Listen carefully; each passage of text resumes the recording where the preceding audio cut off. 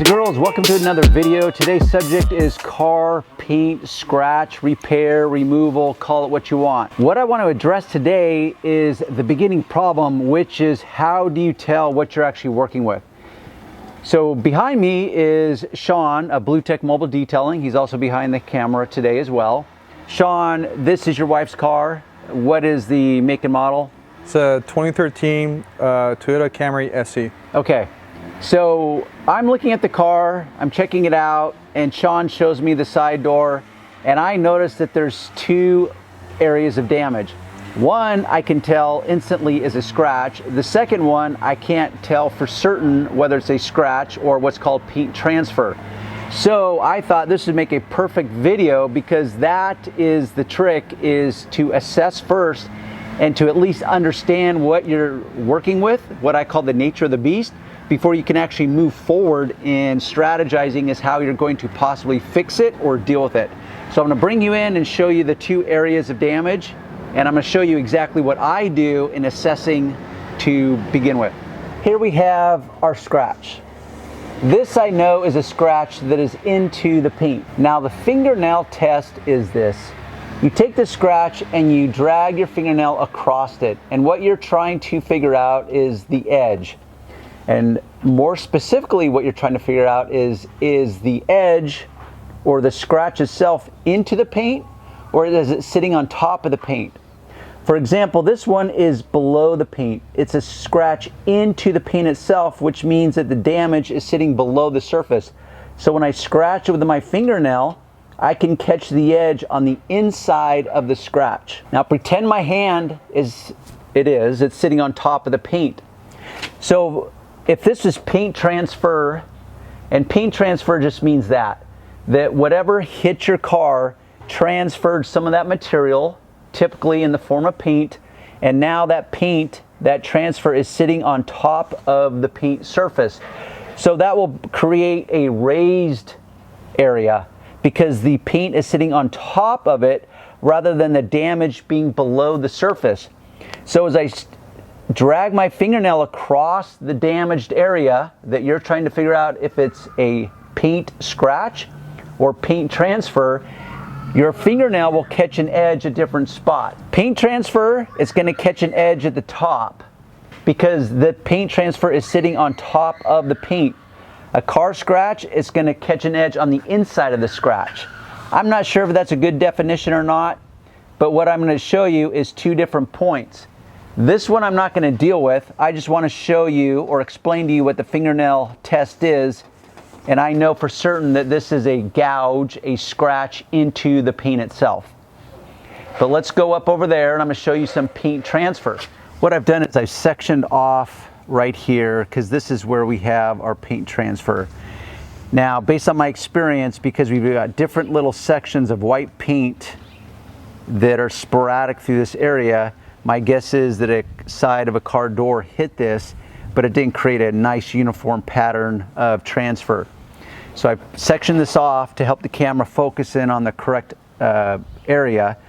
That's what's difficult about filming reflective surfaces, is that the camera wants to pick up all the reflection like a mirror, and it has difficulty zooming in and focusing on the specific points I want to talk about. So now that we've assessed a gouge or a scratch in the paint down there, here we are with paint transfer. So I do the fingernail test, and it can be very subtle. And that's the difficulty, is that's the first point of entry is, okay, let's do the fingernail test. Let's try to figure out what is going on, because then I'm going to show you the second test that I do. So here it is I've determined that based on where the edge is that my fingernail catches, this tells me that likely it's paint transfer, meaning we've got some unwanted paint that's sitting on top of the surface. So the next question is how do we remove it, but how do we determine if that in fact is transfer or if it's a gouge that needs touch-up paint? Here I have 4 choices of which to attack this.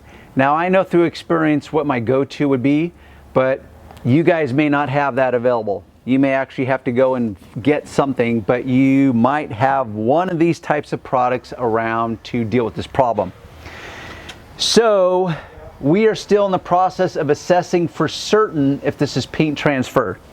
So a lot of you keyboard jockeys will go into freak out mode because what I'm going to reach for is acetone. Now you have to understand that acetone of today is different than the acetone of 20 years ago due to environmental regulations. I know that as a rule it's going to be safe on cured paint. So what I'm going to do is I'm going to test one little spot right here. Bam. Okay, you weren't pulled in for it, but that removed it in 3 little swipes. Instantly it removed it. So that tells me 2 things. One, it definitely is paint transfer. Secondly, acetone definitely works. But I get it. Most of you will be afraid to apply acetone to your paint because you think it's going to melt it away. So then don't use it. And I would love to hear any comments from viewers as to all the dangers of using acetone on your paint. I just know I've never had a problem with it, but that is the disclaimer, is that I understand its limitations because it's been, you know, not literally watered down, but it has been made less strong due to governmental regulations. So you don't want to use acetone. What's our next step? Well, that's where I thought I'd bust out the Goo Gone, because Goo Gone is supposed to eliminate goo. Now, I'm not sure what goo actually is. I don't know if there's a true definition in the dictionary for what goo is, but it labels certain things like gum, tree sap, glue, stickers, adhesive, tape, crayons, candle wax, and of course, goo itself, whatever goo is. So I'm going to spray a little bit of Goo Gone just as soon as I turn it on, the trigger, onto my microfiber cloth, and I'm going to test another area. Okay, there was 5 little swipes. It did not touch it. Let me see if I can bring you in for a close-up so you can actually see me working on this. This seems to be about the best I can do. So here we have our little areas of paint transfer. This big smear mark is where the Goo Gone is. It's been sitting here now for at least a minute while I was messing around with the stupid camera trying to get it to focus in on these points of transfer. So Goo Gone so far is proving completely ineffective. But you still don't want to bust out the acetone. So then it comes to a dedicated product like one of these. Here I have the Turtle Wax Scratch, Repair, and Renew. So it's some type of scratch remover. There's many versions on the market. But since I use this ceramics for all my polishing and paint correction, and I know it has abrasives in it, just as the Turtle Wax product has abrasives in it, I know that both of these will prove effective for removing the paint transfer. So let's start, because I've got different areas. And I'm pretty sure I already know what's going to happen, which is really going to be pretty identical, because this is not one of those critical points where it's really going to reveal the attributes of a particular product. So let's start with the heaviest point here, and I'm going to use the ceramics, and I'm going to rub it. And because this area is the most significant area, as in buildup or level of paint transfer, I know that I'm going to have to rub harder and more as it slowly abrades, and I'm scratching my way to perfection. So here I am, and once again, that's pretty much what I thought would happen, and now we have removal of the paint transfer. So that's an option. If you already have a compound, you already have a polish laying around the house, you can default to that. Now this is useful because it's in a very small bottle, kind of like this product is. So that's often where people will default to, is like, okay, Darren, I don't want to polish my entire car. I don't have a dedicated polish or compound. By the way, this is not a compound, it's a polish, just for a little clarity there.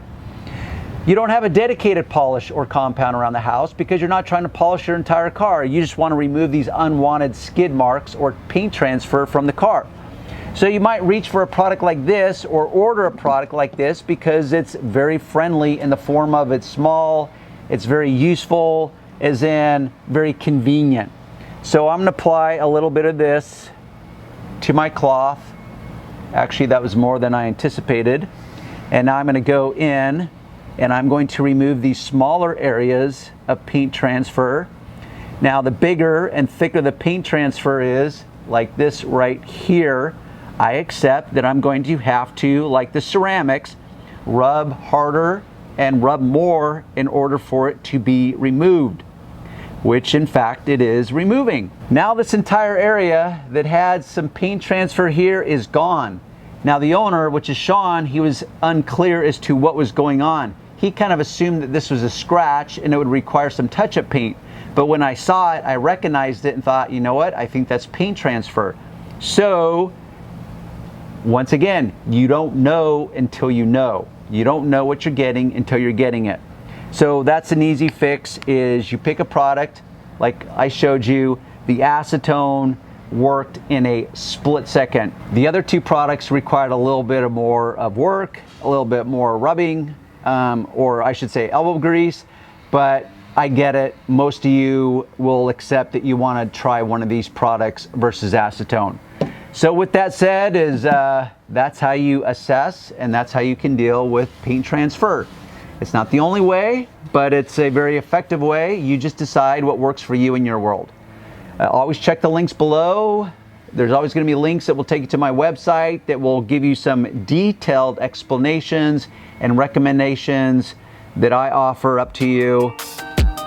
With that said, we'll see you on the next video.